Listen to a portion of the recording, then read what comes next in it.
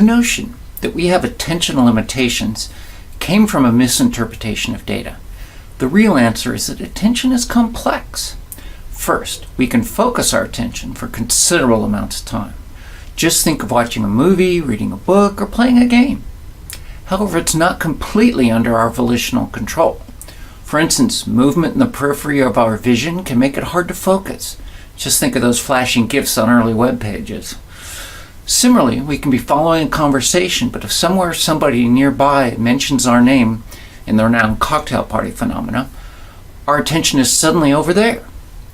Our goal has to be to help minimize distracting attention and help learners know where to focus.